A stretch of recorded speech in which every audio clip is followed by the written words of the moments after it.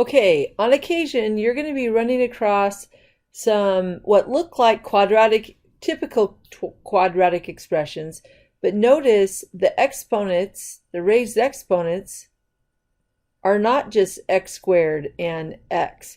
They're x to the fourth, or sometimes you might see an x to the sixth and then the second term, so maybe it'd look like this. All right, don't panic too much, but the answer sheet may say, oh, not factorable. Absolutely not factorable. But it is factorable, and I'm going to go ahead and show you. It's just the end result will look different. There's something called U-substitution, and the higher you go in math from now on, you may be using this U-substitution quite a bit. So this is what we mean by U-substitution.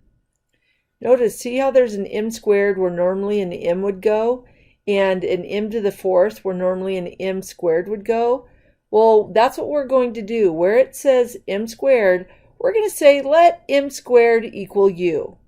And if m squared is equal to u, then when you square u squared, will equal, well, when you square m squared, you get m to the fourth.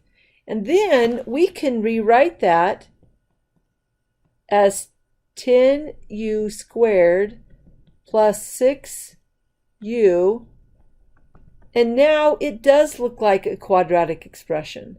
So let's go ahead and remember the quadratic is down here, the opposite of b, and remember a, b, c, the opposite of b plus or minus the square root of b squared minus 4 times a times c, all of that over 2a.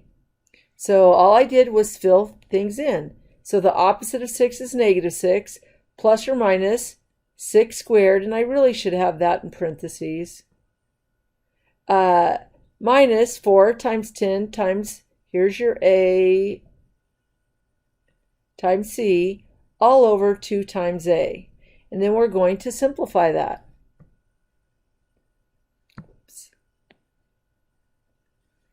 So negative 6 stays the same, plus or minus 6 squared is 36. Subtract 4 times 10 is 40, times 1 is 40. 2 times 10 is 20. Well, those two are going to, 36 subtract 40 is negative 4. Negative 4 can be rewritten as negative 1 times 4. Well, the square root of negative 1 is I, and the square root of 4 is 2, and I think I might have made an error here now that I'm thinking about it.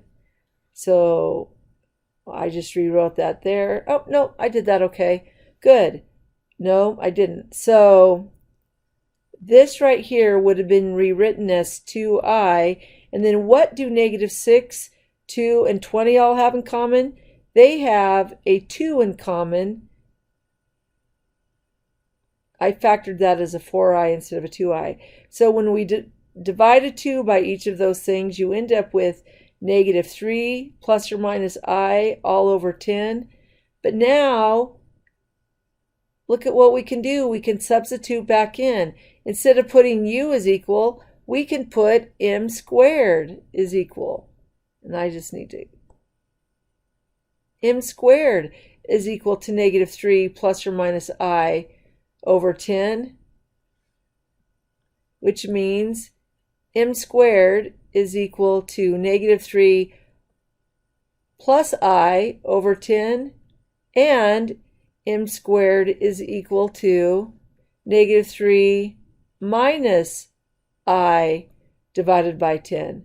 So to solve for m, you would just take the square root of both sides, which would require more simplifying, but you would just do this. And yes, you would need to simplify further. So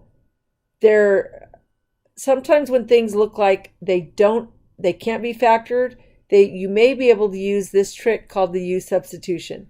It's pretty nifty. All right, that's it for this.